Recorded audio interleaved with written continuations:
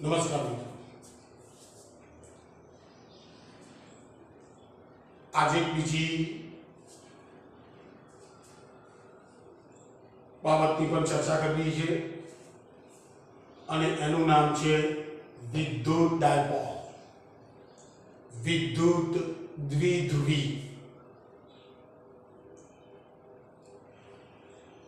Dipole, ડાય એટલે બે અને પોલ એટલે ધ્રુવ। જે વિદ્યુત રચનાને બે ધ્રુવો હોય એવી રચનાને વિદ્યુત દ્વિધ્રુવી કહેવાય। असामान्य बात, पर खरेखर शू तो बरोबर ध्यानथी होवे।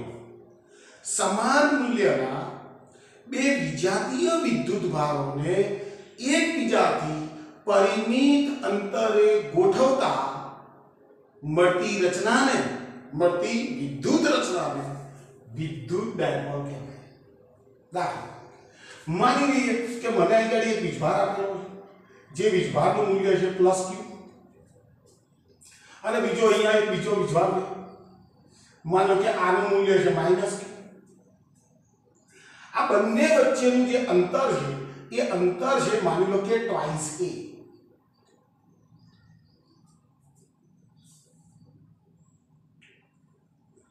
બે સમાન મૂલ્યના વીજભાર છે, વિજાતીય છે, બંને વચ્ચેનું કંઈક પરિમિત અંતર છે, तो हमारी पासे जे रचना पड़ी है ये रचना નું नाम છે विद्युत डायपोल।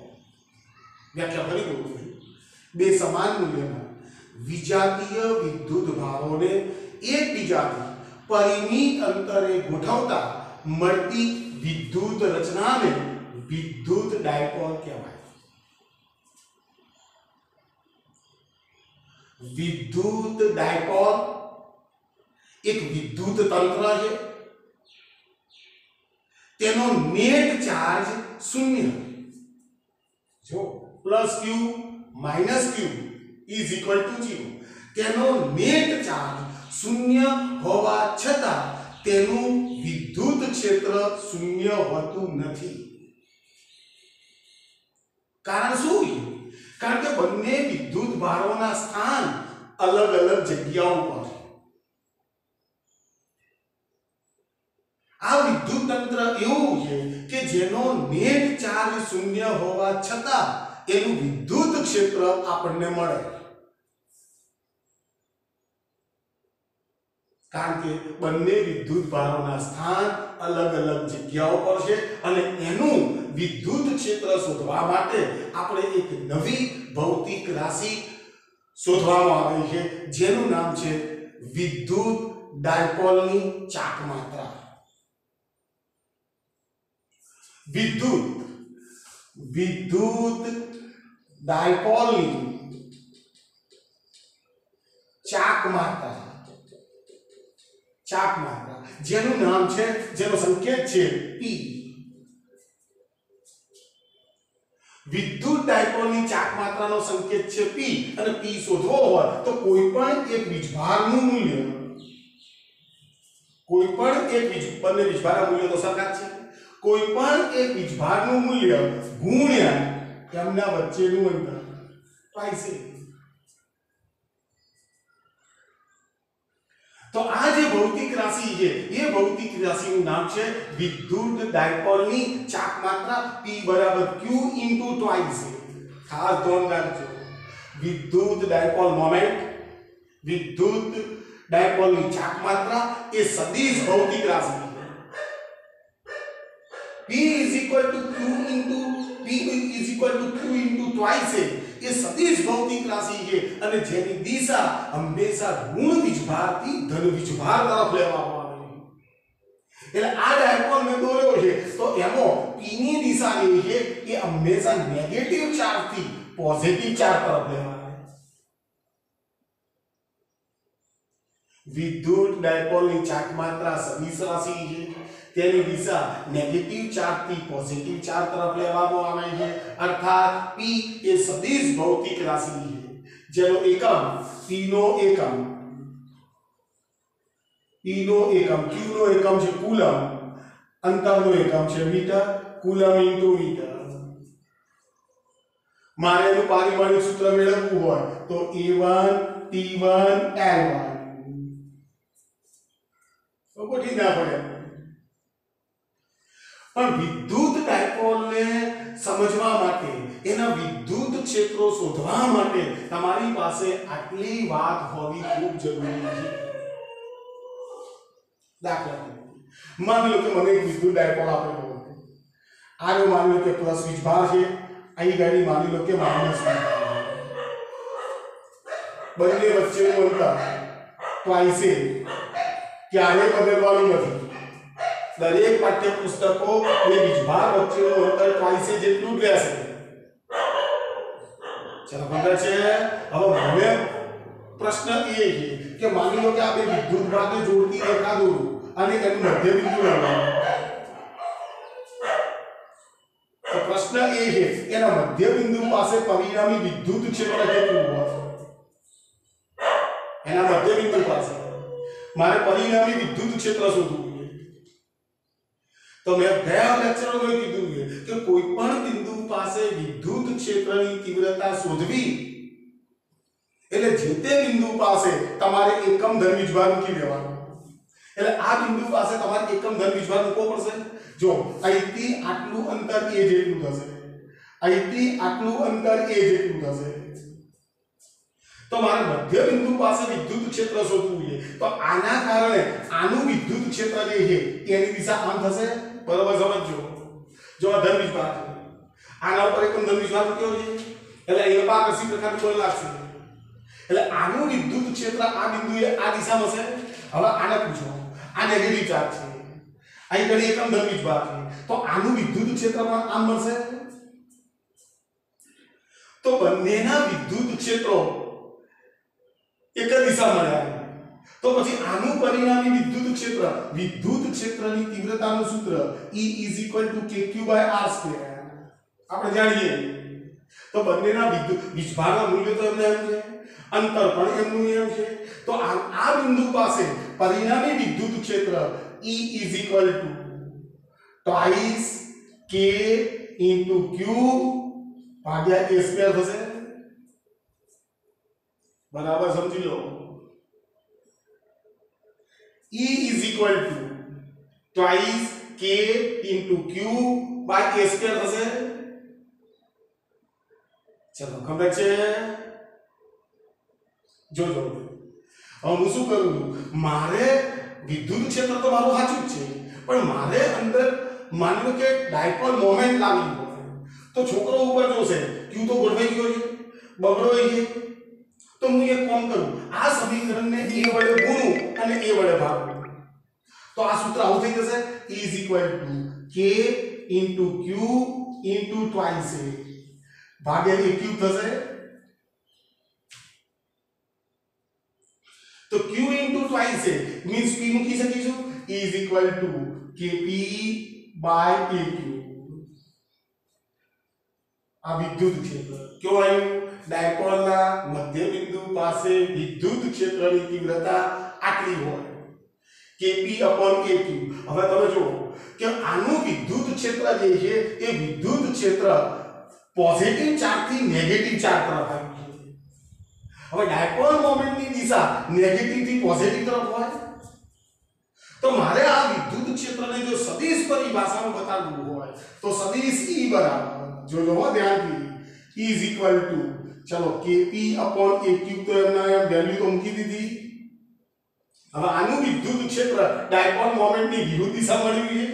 ડાયપોલ મોમેન્ટની દિશા તો આમ હોય, ડાયપોલ મોમેન્ટની દિશા એ આમ નેગેટિવ ચાર્જ થી પોઝિટિવ ચાર્જ તરફ હોય. એટલે હું આને સદિશમાં લખું માઈનસ એકમ સદિશ ઓફ p. બરાબર ધ્યાનથી. મેં p ની વિરુદ્ધ દિશામાંનો એકમ સદિશ લીધો. તો આ સૂત્રના ઉપર લખી શકાય. E = p/-4πε0 a³ × p². સદિશ E બરાબર y સાચું. तो जो विकल्पवाળા પ્રશ્નની અંદર ખાસ સાચવજો। બીજું ઘણા પ્રશ્નોની અંદર બે વીજભારો વચ્ચેનું તમને અંતર આપેલું હશે। હવે બે વીજભારો વચ્ચેનું અંતર એટલે જ ટ્વાઇસ છે। દાખલા તરીકે મને બે વીજભારો વચ્ચેનું અંતર માનો કે 5 એંગસ્ટ્રોમ આપેલું હોય તો ટ્વાઇસ ની કિંમત 5 એંગસ્ટ્રોમ થાય। 5 દુ 10 ના થાય, કારણ કે એનો સંકેત જ એને ટ્વાઇસ આપેલો હોય। બીજી વસ્તુ, જો આમના વચ્ચેનું અંતર બે વીજભારો વચ્ચેનું અંતર લિમિટ ટ્વાઇસ ટેન્ડિંગ ટુ 0 કરી દેવામાં આવે, બંને વિદ્યુતભારો એકબીજાથી બિલકુલ નજીક છે અને limit q tending two infinity, આ બે કન્ડિશનનો જો ઉપયોગ કરવામાં આવે, q નું કિંમત ખૂબ મોટું હોય, વીજભારનું મૂલ્ય ખૂબ મોટું હોય અને એમના વચ્ચેનું અંતર બિલકુલ સૂક્ષ્મ હોય, તો એવી જે ડાયપોલ તૈયાર થાય એને બિંદુ ડાયપોલ કહેવાય। એવી ડાયપોલોને બિંદુ ડાયપોલ કહેવાય। તો પહેલા તો એનું ચિત્ર છે, સૂત્ર છે, મેં મધ્ય બિંદુ પાસે વિદ્યુત ક્ષેત્ર શોધાયું છે। હવે આ પછીના પિરિયડની અંદર હું ડાયપોલની અક્ષ ઉપર વિદ્યુત ક્ષેત્ર શોધવાનો છું, એની વિષુવૃત્ત રેખા પર વિદ્યુત ક્ષેત્ર શોધવાનો છું, અને જે આપણે પરીક્ષાની અંદર જે પ્રશ્નો પૂછાય છે એ પ્રશ્નોની અંદર વારંવાર અક્ષ ઉપર વિદ્યુત ક્ષેત્ર, વિષુવૃત્ત રેખા પર વિદ્યુત ક્ષેત્રના સૂત્રો તારવવાનું અનેક વખત પરીક્ષામાં પૂછાઈ ચૂકેલું છે। તો પહેલા વ્યવસ્થિત રીતે ઉતારી લો।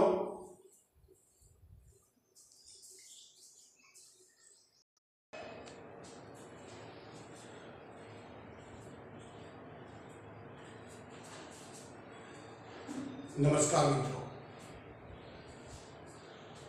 આજે આપણે ખૂબ અગત્યના પરીક્ષાલક્ષી બે પ્રશ્નોને સોલ્વ કરવાના। નંબર 1, વિદ્યુત ડાયપોલની અક્ષ પર આપણે વિદ્યુત ક્ષેત્ર મેળવવું છે, અને નંબર 2, વિદ્યુત ડાયપોલના વિષુવરેખીય સમતલનો આવેલા કોઈ બિંદુ પાસે આપણે વિદ્યુત ક્ષેત્ર નક્કી કરવાનું છે। તો હું પહેલા પ્રશ્નની વાત કરી રહ્યો છું કે જેની અંદર આપણે વિદ્યુત ડાયપોલની અક્ષ પર પરિણામી વિદ્યુત ક્ષેત્ર મેળવવું છે। ડાયપોલને સારી રીતે જાણીએ છીએ, ડાયપોલ મોમેન્ટને જાણીએ છીએ। તો હું શરૂઆત કરી રહ્યો છું। માની લઈએ કે મને એક ડાયપોલ આપેલો છે અને એ ડાયપોલનો આનો માની લો કે +q વિભાગ, અને એ જ પ્રમાણે માની લઈએ કે આ -q વિભાગ। બે વિદ્યુત ભારો વચ્ચેનું અંતર કાયમ માટે ટ્વાઇસ લેવાનું છે। આ બની ગયો આપણો ડાયપોલ। આ છે ડાયપોલનું મધ્યબિંદુ, જેને હું O વડે બતાવું છું। એટલે આ વીજભારથી આટલું અંતર એ જેટલું હશે, અને એ જ પ્રમાણે અહીંયાથી આ વીજભારનું અંતર પણ એ જેટલું હશે। ડાયપોલ આપણો તૈયાર છે। ડાયપોલ મોમેન્ટ P બરાબર Q ઇન્ટુ ટ્વાઇસ।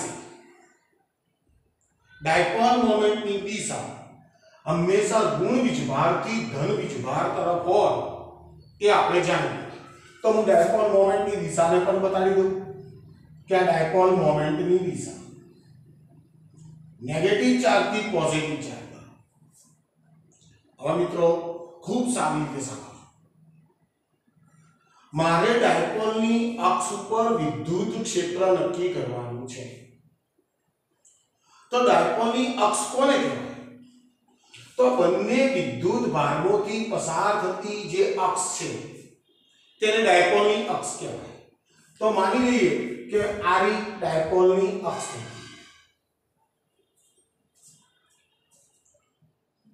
હવે એ અક્ષ ઉપરના કોઈ બિંદુ પાસે માની લો કે મારે વિદ્યુત ક્ષેત્ર શોધવું છે, હું સરળતા ખાતર આ પ્લસ ક્યુ વીજભારની આ બાજુ અહીંયા માની લો કે એક પી બિંદુ ધારું, જે બિંદુ પાસે મારે વિદ્યુત ક્ષેત્ર શોધવાનું છે. ચલો ઓકે, આ પી બિંદુ જે છે માની લો કે ડાયપોલના મધ્ય બિંદુથી એનું અંતર માની લો કે આ જેટલું. ડાયપોલના મધ્ય બિંદુથી જે બિંદુ પાસે તમારે વિદ્યુત ક્ષેત્ર શોધવાનું છે એ બિંદુનું અંતર મેં r ધાર્યું છે. હવે જરા ધ્યાનથી સમજી લો તો પ્લસ ક્યુ થી આ p બિંદુ વચ્ચેનું અંતર એ તો માત્ર આટલું જ છે, એટલે અહીંથી r નું અંતર જે છે એ r - a જેટલું થશે. બરાબર, ધ્યાનથી ચિત્ર જેટલું સારું સમજશો એટલો લખાણ તમને સરળ પડશે. પ્લસ ક્યુ વીજભારથી p બિંદુ સુધીનું અંતર r માઈનસ, કારણ કે અહીંથી આટલું અંતર તો r છે, એમાંથી મેં એ બાદ કરી નાખ્યો. ચલો હવે માઈનસ ક્યુ વિદ્યુત ભારથી p બિંદુ સુધીનું અંતર, તો અહીંથી આટલું અંતર તો r છે અને અહીંથી આટલું અંતર a છે, તો અહીંથી માઈનસ ક્યુ વીજભાર સુધીનું અંતર r પ્લસ a જેટલું થશે.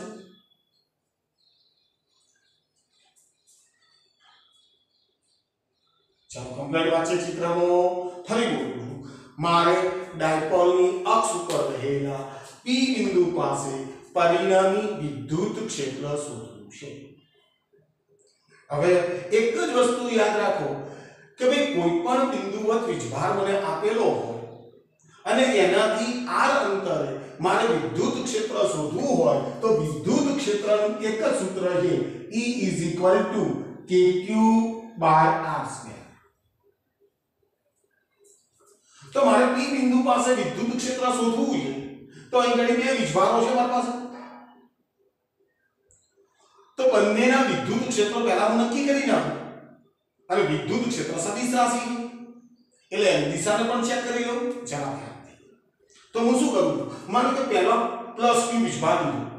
હવે આ બિંદુ પાસે મારે વિદ્યુત ક્ષેત્ર શોધવું છે, એટલે આ બિંદુ પાસે મારે એકમ ધન વીજભારની કલ્પના કરવી પડશે.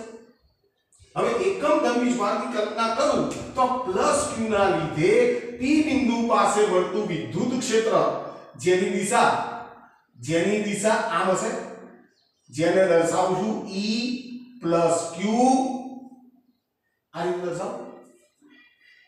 ફરી સમજો, પ્લસ ક્યુ ના લીધે p બિંદુ પાસે મળતું વિદ્યુત ક્ષેત્ર જેને E + Q વડે મેં દર્શાવ્યા છે, જેની દિશા અપાકર્ષી પ્રકારની હશે. ચલો ઓકે છે. હવે માઈનસ ક્યુ વીજભાર છે. હવે માઈનસ ક્યુ વીજભારના કારણે આ બિંદુ પાસે મળતું વિદ્યુત ક્ષેત્ર જે છે આના ઉપર તો નેગેટિવ ચાર્જ છે, આના ઉપર એકમ ધન વીજભાર છે, એટલે બંને વચ્ચે આકર્ષી પ્રકારનું બળ લાગશે, એટલે આનું વિદ્યુત ક્ષેત્ર જે છે એ આમ હશે. આનું વિદ્યુત ક્ષેત્રને હું બતાવું છું E - Q વડે. ચાલો ખ્યાલ આવી ગયો છે. તો પ્લસ ક્યુ ના લીધે મળતું વિદ્યુત ક્ષેત્ર આ દિશામાં છે, માઈનસ ક્યુ ના લીધે મળતું વિદ્યુત ક્ષેત્ર આ દિશામાં છે. સૂત્ર તો મારી પાસે તૈયાર જ પડ્યું છે. તો હું E પ્લસ અને E પ્લસ Q અને E માઈનસ Q ના મૂલ્યો લખવા જઈ રહ્યો છું, સાથે સાથે દિશાને પણ ધ્યાનમાં રાખીશ. ચાલો ધ્યાનથી P બિંદુ પાસે પ્લસ Q ના લીધે મળતું વિદ્યુત ક્ષેત્ર જો હું લખું છું therefore E plus Q is equal to, ચલો સૂત્ર તો તૈયાર જ છે, kq upon r2 એટલે આ વીજભારથી E બિંદુ સુધીનું અંતર r - a નક્કી કરીને બેઠા. તો r - a આખાનો સ્ક્વેર. ચાલો કમ્પ્લીટ છે. હવે જો હવે આના કારણે મળતું વિદ્યુત ક્ષેત્ર એની દિશા આમ છે મીન્સ ડાયપોલ મોમેન્ટની દિશામાં છે પ્લસ q ના લીધે મળતું વિદ્યુત ક્ષેત્ર જેની દિશા ડાયપોલ મોમેન્ટની દિશામાં છે તો હું આને સદિશ ફોર્મ્યુલામાં બતાડું તો આવું થાય E plus Q is equal to KQ upon R minus A આખાનો સ્ક્વેર into એકમ સદિશ of P ની દિશામાંનો એકમ સદિશ મૂકી દીધો ફરીથી બરોબર સમજી લેજો કે Q upon R minus A whole square into એકમ સદિશ of P સમીકરણ નંબર 1 આપી દો ચાલો હવે P બિંદુ પાસે માઈનસ Q ને લીધે મળતું વિદ્યુત ક્ષેત્ર જેને કહું છું E minus Q is equal to ચલો મૂલ્ય લખું તો વીજભાર તો સરખો જ છે એટલે ઉપર તો KQ m ના m ભાગ્યા ચલો અહીંથી આટલું અંતર r plus a તો અહીં ગઈ r plus a આખાનો સ્ક્વેર ચલો કમ્પ્લીટ આ મૂલ્ય હવે દિશા જોઈ લો જરા કે ભાઈ નેગેટિવ ચાર્જના કારણે જે મળતું વિદ્યુત ક્ષેત્ર છે એની દિશા ડાયપોલ મોમેન્ટની વિરુદ્ધ દિશામાં છે તો આને સદિશ ફોર્મ્યુલા લખવું therefore સદિશ E minus Q is equal to minus KQ upon R plus A આખાનો સ્ક્વેર into એકમ સદિશ of P જો ડાયપોલ મોમેન્ટની વિરુદ્ધ દિશામાંનો એકમ સદિશ લીધો એટલે માઈનસ એકમ સદિશ of P આને સમીકરણ નંબર 2 આપી મિત્રો બરોબર ધ્યાનથી સમજો ખૂબ અગત્યનું કામ આટલું જ છે પહેલા ડાયપોલને વ્યવસ્થિત સમજી લો એના ચિત્રને વ્યવસ્થિત સમજી લો P બિંદુ પાસે પ્લસ Q ના લીધે મળતું વિદ્યુત ક્ષેત્રના સૂત્રો કેવા મળ્યા છે માઈનસ Q ને લીધે મળતું વિદ્યુત ક્ષેત્ર મને કેટલું મળ્યું છે સદિશમાં કેવી રીતે લખાય અદિશમાં એટલે કે મૂલ્ય કેવી રીતે લખાય બિલકુલ મેં સ્પષ્ટ લખ્યું હવે વિદ્યુત ભારના મૂલ્યો તો સરખા છે એટલે જો આ બધાના અંશ તો સરખા જ છે બહુ સ્પષ્ટ વાત છે કે માઈનસ Q વીજભારથી આ P બિંદુ ઘણું બધું દૂર છે જ્યારે આ વીજભારથી P બિંદુ ઘણું નજીક છે આનો અર્થ એ થાય કે સમીકરણ 1 નું મૂલ્ય જે છે એ સમીકરણ 2 કરતા ઘણું બધું વધારે હશે બરાબર છે તો મારે P બિંદુ પાસે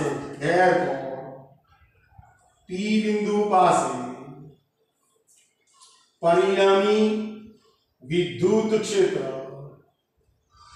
P બિંદુ પાસે પરિણામી વિદ્યુત ક્ષેત્ર જેને E કહી દો E is equal to E plus Q plus E minus Q चलो E plus અને E minus Q તૈયાર છે બંનેની કિંમત મૂકી દો એ પહેલા જોઈ લો કે Q તો કોમન નીકળશે એટલે E is equal to ચલો KQ બાર કૌંસમાં વધશે 1 upon R minus A whole square minus 1 upon R plus A whole square કૌંસની બહાર એકમ સદિશ of P સમીકરણ નંબર આપી દઉં છું 3 ચાલો કમ્પ્લીટ છે હું તમારું ફરી ધ્યાન દોરું છું એક વખત વ્યવસ્થિત રીતે ચિત્રમાં ખબર પડશે તો સમીકરણો આસાનીથી તમે લખી શકશો તો મારી પાસે સમીકરણ નંબર 3 આવ્યું છે તમે અત્યાર સુધીનું ઉતારી લો પછી હું આનું સાદુરૂપ આપું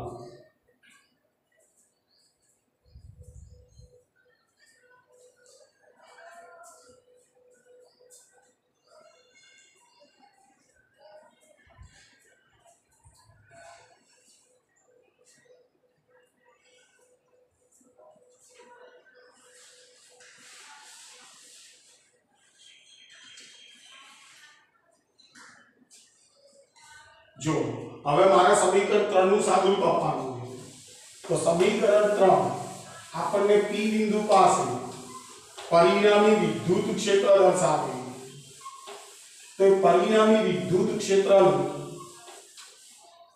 સાદુરૂપ આપું છું જરા ધ્યાનથી therefore સદિશ E બરાબર જોજો જરા ચલો KQM ના m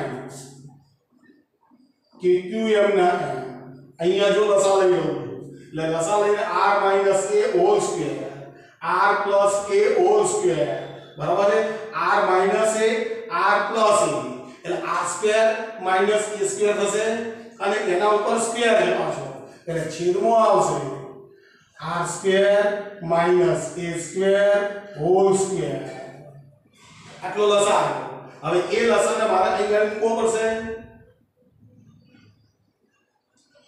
ઓકે તો અહીં આગળ આવશે r plus a whole square minus r minus a whole square કૌંસ પૂરો એકમ સદિશો p મિત્રો ફરીથી બોલું છું ખાસ ધ્યાનથી પદ લખજો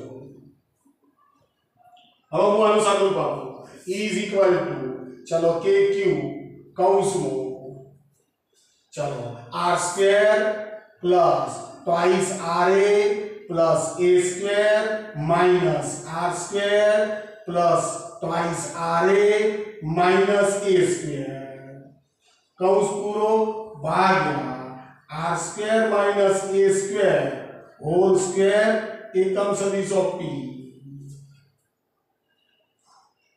चलो कंप्लीट है जो r स्क्वायर उड़ी गया a स्क्वायर निकली गया तो हमारी पास बच्યું E = KQ કૌંસમાં 4RA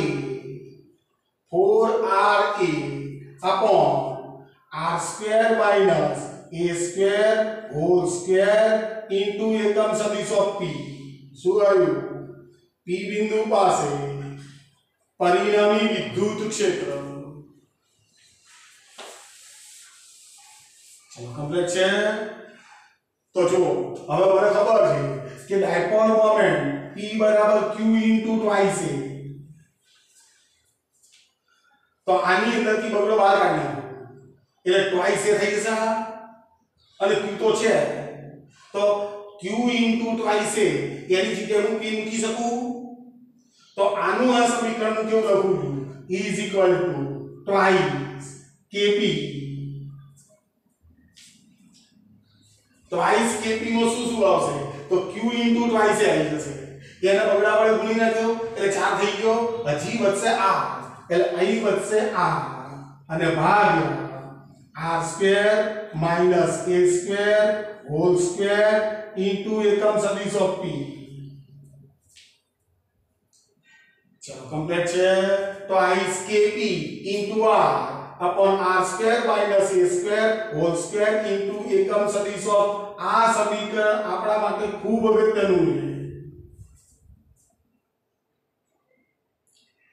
ડાયપોલના મધ્યબિંદુથી r અંતરે રહેલા p બિંદુ પાસે મળતું વિદ્યુત ક્ષેત્ર હંમેશા આ સમીકરણથી મળે જેને સમીકરણ નંબર આપી દઉં છું 3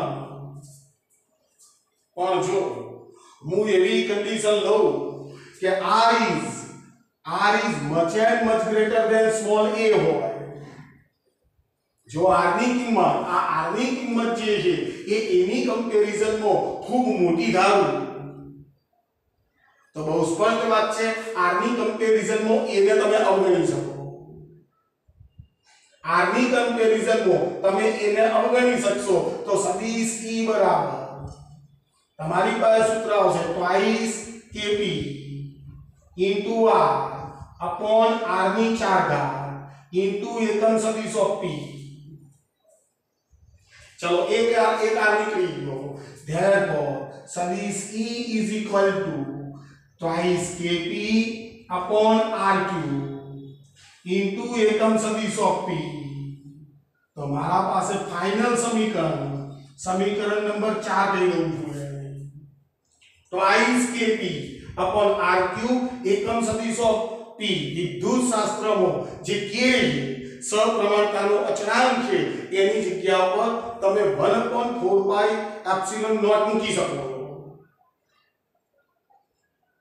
જરૂર પડશે જ્યારે કોઈ ગણતરી કરવાની આવશે તો હું મૂકી દઈશ, પણ હાલ કોઈ જરૂરિયાત નથી. સદિશ E બરાબર twice kp upon r cube into એકમ સદિશ ઓફ p. ચલો k મીન્સ સપ્રમાણતાનો અચળાંક છે. ડાયપોલ મોમેન્ટ માં તો q વીજભાર આવે. વીજભાર તો એનો કોન્સ્ટન્ટ છે, બંને વચ્ચેનું અંતર એ પણ કોન્સ્ટન્ટ છે. તો હું બહુ સ્પષ્ટ રીતે લખી શકું E is proportional to 1/r cube. તો બરોબર સાર સમજી લો. ડાયપોલની અક્ષ પર એના મધ્ય બિંદુથી ખૂબ મોટા અંતરો માટે તેનું વિદ્યુત ક્ષેત્ર E is proportional to 1/r cube ને અનુસરે. જેમ જેમ અંતર વધતું જાય એમ એનું વિદ્યુત ક્ષેત્ર છે એ ખૂબ ઝડપથી ઘટતું જાય. બિંદુવત વીજભાર યાદ કરો. બિંદુવત વીજભારનું વિદ્યુત ક્ષેત્ર E is proportional to 1/r square છે. જ્યારે લાંબા અંતરો માટે અક્ષ ઉપરના બિંદુએ વિદ્યુત ક્ષેત્રનું મૂલ્ય E is proportional to 1/r cube છે. બરાબર ધ્યાનથી સમજજો ભાઈ. બિલકુલ સરળ પ્રશ્ન છે, પરીક્ષામાં અનેક વખત પૂછાયેલો છે, 3 ગુણની અંદર પૂછાયેલો છે. અને હું જ્યાંથી સમજું છું ત્યાંથી જો છોકરાઓ ચિત્રને વ્યવસ્થિત સમજે, એના મૂલ્ય, એના દિશા, તો કોઈ તકલીફ વાળું કામ છે નહીં. પણ આ સૂત્ર તમારે કાયમી ધોરણે યાદ રાખવું પડશે, કારણ કે આજે વિદ્યુત ડાયપોલ ચાલે છે. ચોથા કે પાંચમા ચેપ્ટરમાં તમારી પાસે ચુંબકીય ડાયપોલ આવવાનો, તો એની અંદર આના આ સૂત્રો જે છે એ માત્ર કોપી પેસ્ટ જ મારવાના છે. ચલો કમ્પ્લીટ છે. તો વ્યવસ્થિત રીતે સમજો, વિચારો અને લખો.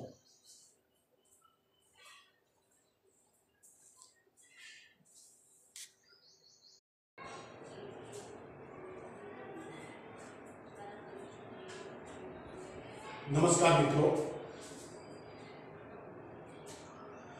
ડાયપોલની અક્ષ પર આપણે વિદ્યુત ક્ષેત્ર મેળવ્યા પછી હવે આપણે ડાયપોલની વિષુવરેખીય સમતલમાં આવેલા બિંદુ પાસે વિદ્યુત ક્ષેત્ર મેળવીએ. ફરી બોલું છું, ચિત્ર જેટલું સારું સમજશું લખાણ એટલું સરળ હશે. તો ફરીથી માની લઈએ કે મારી પાસે અહીંયા એક પ્લસ ક્યુ વીજભાર છે, આ બીજો માઇનસ ક્યુ વીજભાર છે.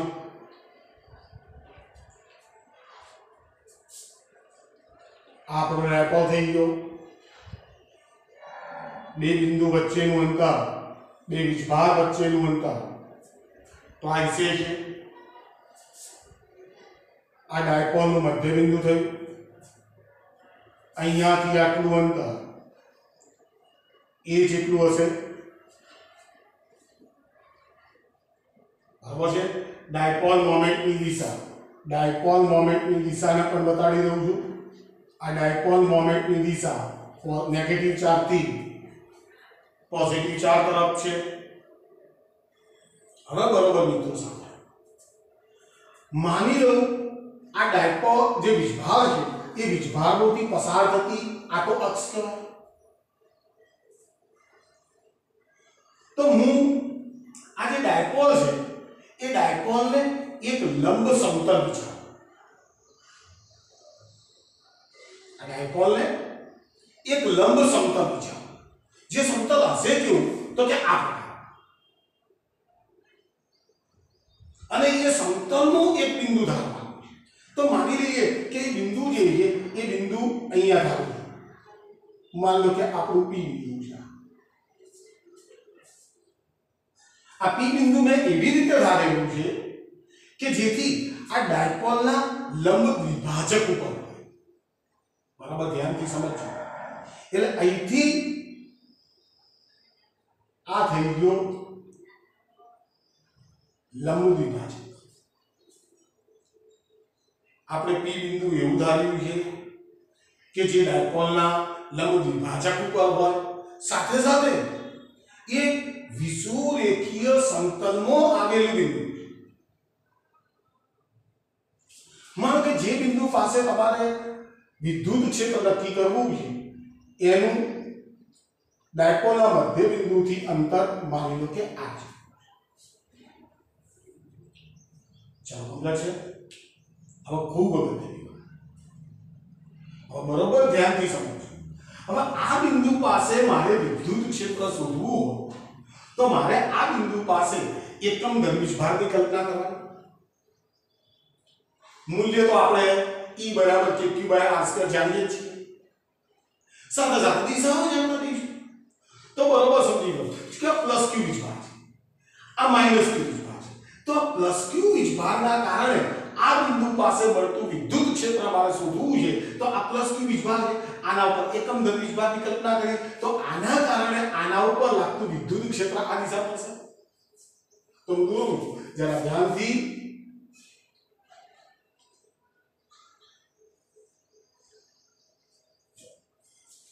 આના કારણે આ બિંદુ પાસે મળતું વિદ્યુત ક્ષેત્ર આમ થશે, આ પાકસી પ્રકારનું બળ લાગશે. એટલે પ્લસ q ના કારણે મળતું જે વિદ્યુત ક્ષેત્ર છે E પ્લસ આના બતા.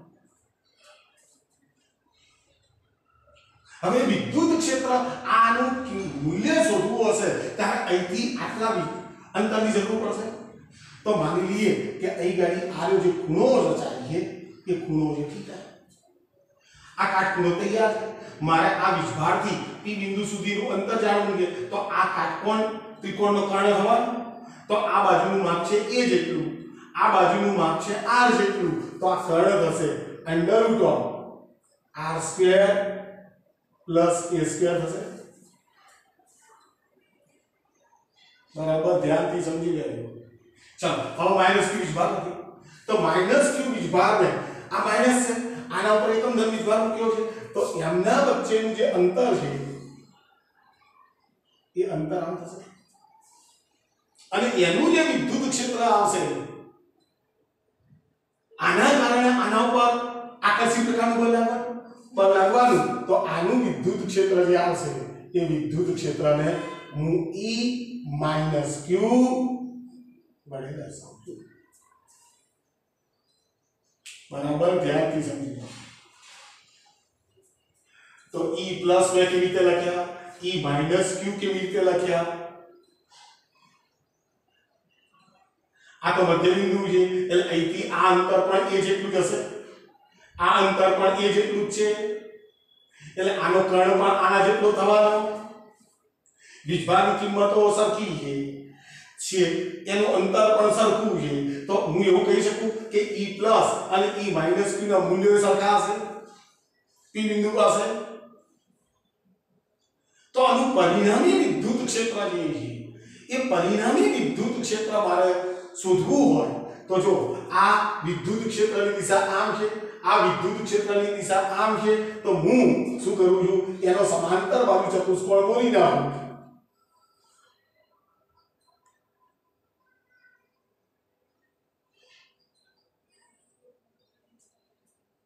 તો એનું પરિણામી વિદ્યુત ક્ષેત્ર જે છે એ પરિણામી વિદ્યુત ક્ષેત્ર આ દિશામાં જવાનું. તો જરા જો અહીં ગાડી જો આ ખૂણો થીટા હોય તો આ ખૂણો થીટા થવાનો. આ સમાંતર રેખા એને સમાંતર છે, આ તો આ દિશા પહેલી જ છે. તો બરોબર ધ્યાનથી બસ સાંભળી લો કે હું પહેલા તો જેટલું તમે ચિત્ર સારી રીતે સમજશો એટલો પ્રશ્ન બિલકુલ તમને સમજ પડશે. હવે ચાલો E પ્લસ ની કિંમત મૂકું છું તો E પ્લસ P બિંદુ પાસે પ્લસ q ને લીધે વિદ્યુત ક્ષેત્ર EQ E plus q is equal to ચલો વિજભાર q છે એટલે kq upon ચલો એમના વચ્ચેનું અંતર એટલે આટલું થશે પણ વર્ગમૂળ છે એનો સ્ક્વેર કરવાનો એટલે થશે r² + a².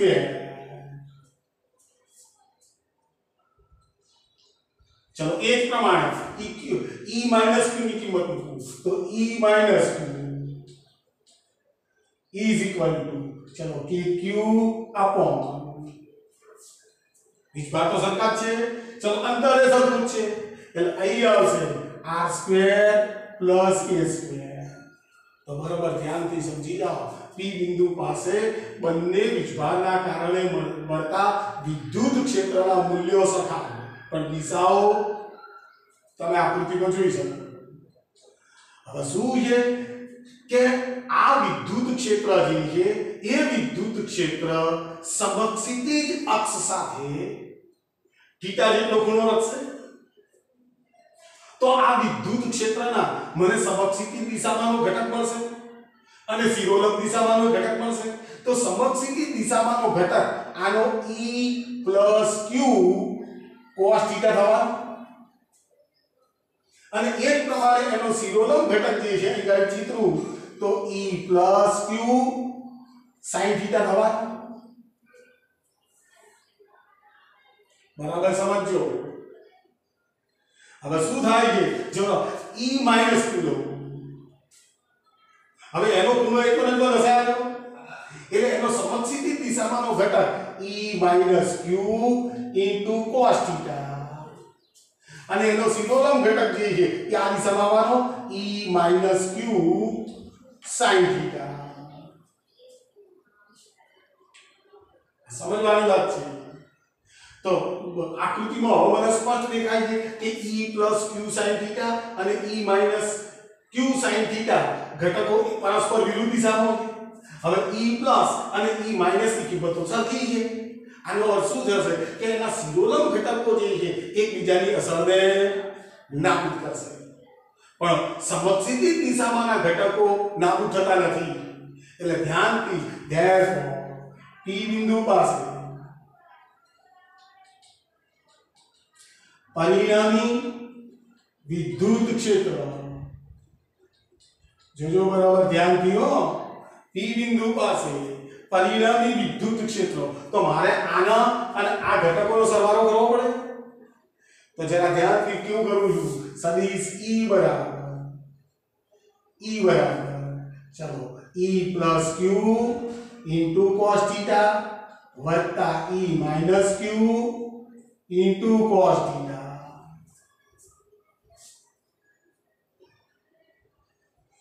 કમ્પ્લીટ છે પણ એક વસ્તુ બરાબર ધ્યાનથી સમજી જાઓ. જો ડાયપોલ મોમેન્ટની દિશા નેગેટિવ ચાર્જથી પોઝિટિવ ચાર્જ તરફ છે પણ તમને જે આનું પરિણામી વિદ્યુત ક્ષેત્ર મળ્યું છે એ ડાયપોલ મોમેન્ટની વિરુદ્ધ દિશામાં છે. એટલે હવે જો આની સદિશ ફોર્મ્યુલા હું લખવા જાઉં તો ધ્યાનથી therefore પરિણામી વિદ્યુત ક્ષેત્ર આ છે પરિણામી વિદ્યુત ક્ષેત્ર E is equal to ચલો E plus Q E minus Q એ બેના મૂલ્યો તો સરખા જ છે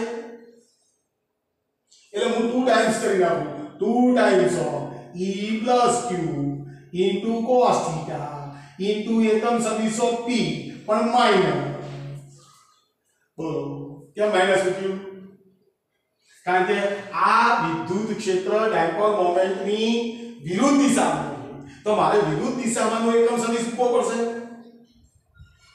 અને E પ્લસ કેમ મૂક્યું કારણ કે E પ્લસ અને E માઈનસ ની કિંમત તો સરખી છે. ચલો કમ્પ્લીટ છે ભાઈ.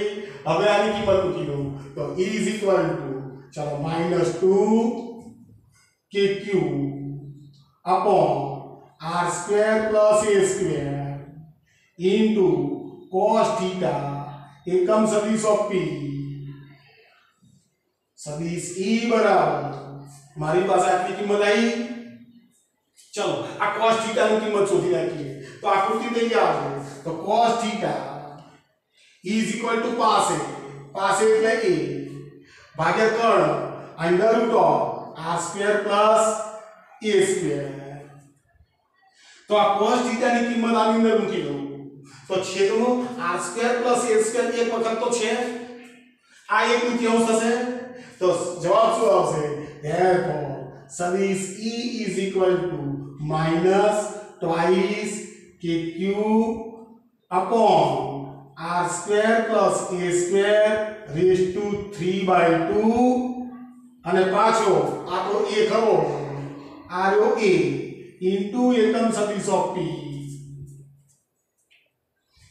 છોકરો તરત જ કે q into twice a means આપણો p થશે, તો સૂત્ર સદિશ E is equal to minus ચલો kp upon r² + a² raised to 3/2 ચલો q into twice a એટલે p મૂકી દીધો એટલે minus kp upon into એકમ સદિશ ઓફ p. ચલો કમ્પ્લીટ વાત છે, ખૂબ અગત્યનું સમીકરણ.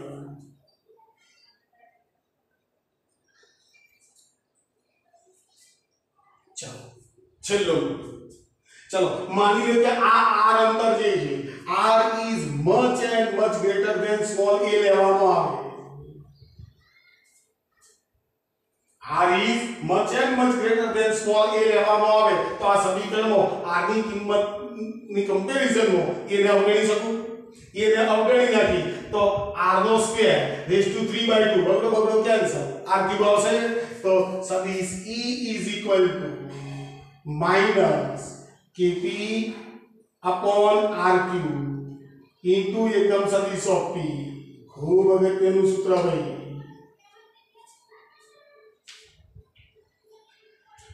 જો બંનેની હવે કમ્પેરિઝન કરવી, વિષુવરેખા પર વિષુવરેખીય સમતલમાં આયેલા બિંદુ પર પણ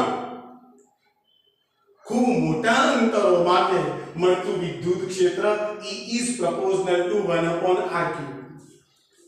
અને અક્ષ પર શું મળ્યું? ખૂબ લાંબા અંતરો માટે મળતું વિદ્યુત ક્ષેત્ર E is proportional to 1/r cube મળ્યું.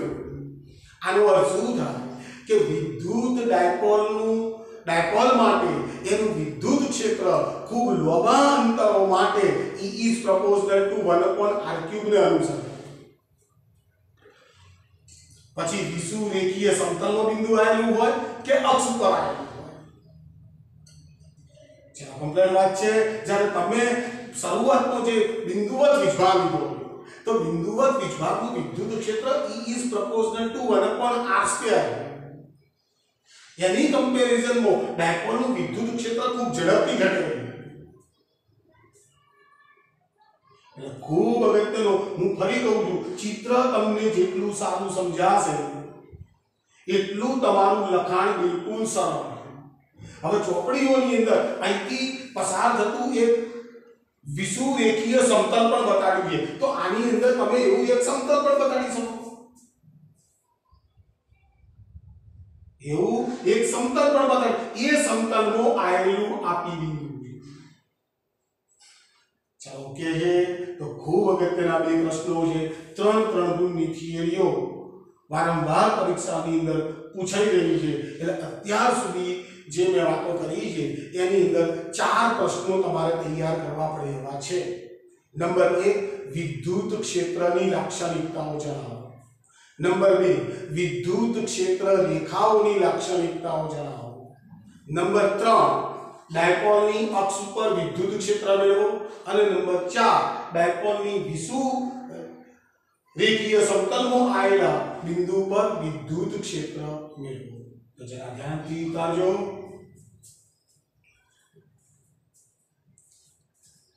Oh my God.